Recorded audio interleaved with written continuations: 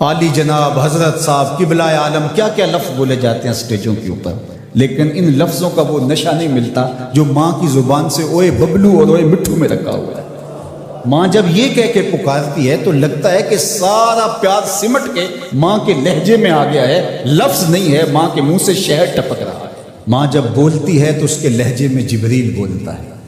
ماں جب مسکراتی ہے تو لگتا ہے جنت کی ساری کلیاں کھل اٹھی ہیں۔ ماں جب پیار سے دیکھ رہی ہوتی ہے تو لگتا ہے عرش سے رحمتیں اتر رہی ہیں۔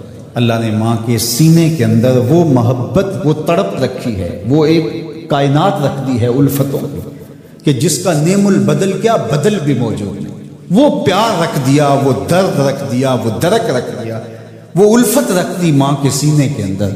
ایک شاعر ہوا تابش، اس نے ماں کے پیار کو کتنے خوبصورت پیرائے میں بیان کیا۔ ایک مدت سے میری ماں نہیں سوئی تابش، میں نے ایک بار کہا تھا مجھے رات کو ڈر لگتا ہے۔ کہ ایک دن بچپن میں میرے منہ سے نکلا تھا امی مجھے رات کو سوتے ہوئے ڈر لگتا ہے۔ میں بوڑھا بھی ہو گیا ہوں، میری ماں اب بھی میرے بستر پہ پھونکے مارتی کہ میرے بیٹے کو رات کو ڈر نہ لگا۔ یہ ماں کے سینے کا پیار ہے، ماں کی الفت ہے، یہ ماں کی تڑپتی ہوئی ممتا ہے۔ اولاد کے لیے وہ دکھ بھی جھیلتی ہے، تکلیفیں بھی سہتی ہے۔ غریب مائیں لوگوں کے گھروں کے برتن بھی مانجنے پڑیں تو اس سے بھی گریز نہیں کرتی۔ شہر میں آ کر پڑھنے والوں بھول گئے ہو کس کی ماں نے کتنا زیور بیچا ہے۔ اس لیے ماں کی کمی انسان بڑھاپے میں بھی محسوس کرتا ہے۔ کبھی ایسا نہیں ہو سکتا کہ انسان کہے کہ کوئی بات نہیں اب میں بڑا ہو گیا مجھے ماں کی کمی محسوس نہیں ہوتی۔ بوڑھا بھی ہو جائے انسان جو ہے وہ سب سے اونچے منصب پر بھی بیٹھ جائے، میں اور آپ کیا، میری اور آپ کی حیثیت اور اوقات ہی کیا۔ امام الانبیاء حضور ختم المرتبہ صلی اللہ علیہ وآلہ وسلم حجرہ انور سے نکلے اور جو ہی حضور نبی رحمت صلی اللہ علیہ وآلہ وسلم مصلی پر تشریف فرما ہوئے تو حضور کو دیکھ کر کے تمام صحابہ ادب سے کھڑے ہو گئے۔ جو ہی یہ امٹتا ہوا پیار دیکھا تو حضور کی نظر پلٹ کے کئی سال پیچھے چلی گئی اور ابوا کی وادی میں اپنی ماں کی قبر پہ کھڑا ہوا اپنے آپ کو پاتے ہیں حضور۔ اور پھر ایک جملہ کہا، الحاوی للفتاوی کے اندر امام سیوطی نے اس کو بڑی تفصیل سے لکھا ہے کہ چشمان رحمت سے آنسو ٹپکنے لگے اور حضور مصلی پہ کھڑے ہو گئے اور فرمایا لو ادرکت والدی او احدہما، کاش آج میرے ماں باپ زندہ ہوتے یا کم از کم میری ماں ہی زندہ ہوتی اور میں لوگوں کو نماز پڑھا رہا ہوتا۔ وَأَقْرَأُ فِيهَا بِفَاتِحَةِ الْكِتَابِ، اور اس میں سورہ فاتحہ کی تلاوت چل رہی ہوتی۔ پھر میری ماں کو میرے ساتھ اچانک کوئی کام یاد آ جاتا، وہ دروازے پر آتی اور چلمن سرکاتی اور مجھے بیٹا کہہ کے آواز دیتی۔ فرمایا لوگوں نماز چھوڑ کے پہلے ماں کی بات سن لیتا۔ تو ماں کی کمی تو انسان زندگی کے آخری حصے میں محسوس کرتا ہے۔ پھر اس سے بڑا منصب کس کا ہو سکتا ہے جو امام الانبیاء کا منصب ہے؟ اتنا بڑا اعزاز کس کا ہو سکتا ہے جو خاتم المرسلین کا اعزاز ہے، جو محبوب خدا ہے، کونین کے مالک ہیں، لیکن ماں کی کمی کو وہ بھی محسوس کرتے ہیں، ماں و شمع کی شمار میں ہے۔ تو ماں باپ کا وجود اللہ کی رحمت ہے۔ جب یہ سایہ سر سے اٹھ جاتا ہے تو پھر پتہ چلتا ہے کہ بندہ کھڑا کہاں ہے۔ جب گھنے درخت کے سائے میں بیٹھا ہو اور وہ درخت ساری دھوپ اپنے پتوں میں جذب کر رہا ہوتا ہے اور نیچے بیٹھنے والے کو چھاؤں فراہم کر رہا ہوتا ہے، اور اس سے نہیں پتہ ہوتا کہ جو مجھے چھاؤں دے رہا ہے وہ خود کتنا جلس رہا ہے، لیکن اچانک جب سایہ ہٹ جائے اور بندہ کڑی دھوپ میں آ جائے پھر اسے احساس ہوتا ہے کہ وہ سایہ کتنا غنیمت تھا۔ جن کے ماں باپ موجود ہیں وہ ان کی خدمت کر کے دنیا اور آخرت کی سرخرویاں حاصل کریں۔ اللہ کی رضا بھی اس میں ہے، رسول اللہ کی رضا بھی اس میں ہے، اور دنیا اور آخرت کی بہتریاں اسی کے اندر پنہاں ہیں کہ ماں باپ کی تکریم بجا لائی جائے۔ اللہ اکبر۔ ان پڑھ اور غریب ماں کی یاد میں انہوں نے بڑی خوبصورت باتیں لکھی۔ کہا عالی نسب ہوٹلوں میں کھانا کھانے میں وہ سرور کہاں جو چولہے پر بیٹھ کے ماں کے ہاتھوں سے پکی ہوئی چپاتیاں کھانے میں ملتا ہے۔ حضرت یعلہ بن مرہ کی کہانی سنیے۔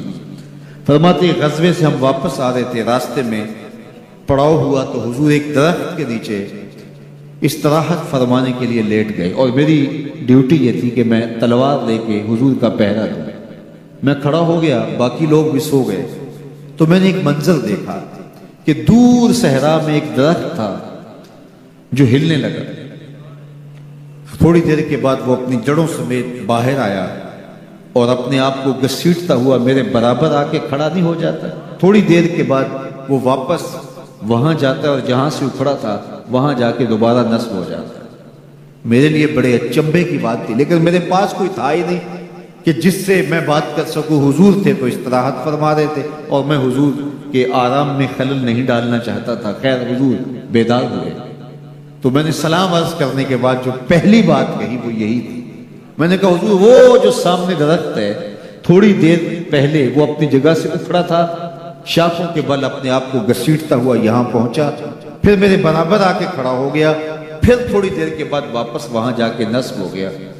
یہ جب کہانی سنائی تو میرے حضور نے تعجب نہیں کیا، اچھا کیسے ہوا، کیسے آیا، کتنا وقت لگا، کتنی دیر ہوئی، کوئی سوال نہیں کیا، بلکہ فرمایا ہاذہ شجرۃ استاذنت ربھا، فرمایا یا بن مرہ یہ درخت ہے، اس نے رب سے اجازت چاہی تھی کہ مالک تیرا محبوب نیڑے آیا ہے، سلام نہ کر رہا ہوں، فآذن لہا، اللہ نے اس کو اذن دے دیا تھا یہ مجھے سلام کرنے کے لیے آیا تھا۔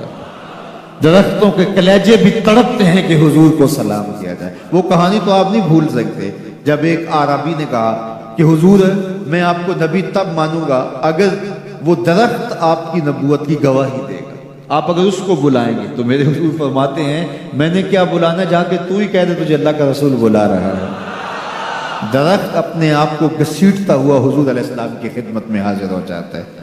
درخت مان رہے ہیں، چاند کا کلیجہ شک ہو رہا ہے، پتھر کلمے بول رہے ہیں، حضور کے عشق میں کائنات کے ایک ایک ذرے کا دل دھڑک رہا ہے۔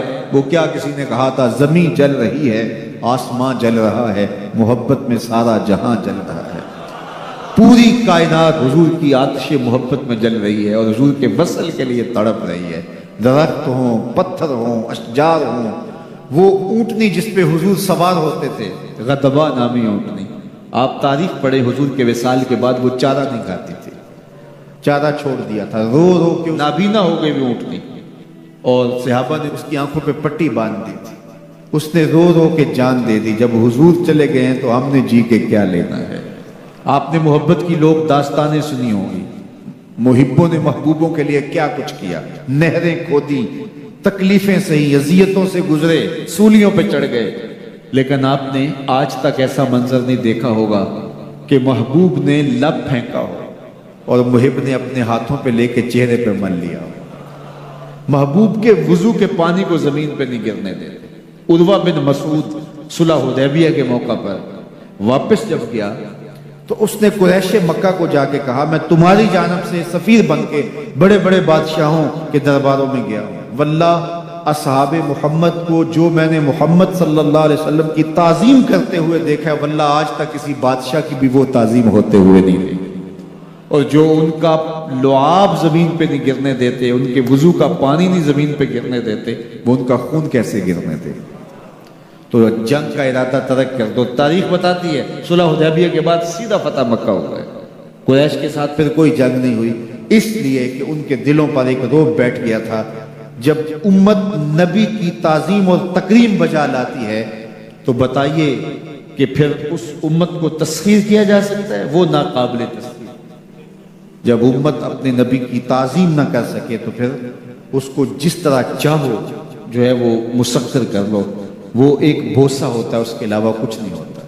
اس لیے اگر آپ مجھے پوچھیں کہ دین ہے کیا، تو ایک تو ہے کہ اس عنوان سے ایک الگ گفتگو کی جائے کہ دین کیا ہے، لیکن دو لفظوں میں اگر آپ مجھ سے پوچھنا چاہیں اور میں آپ کو بتانا چاہوں تو مجھے اقبال علیہ رحمہ کا لہجہ ادھار لینا پڑے گا۔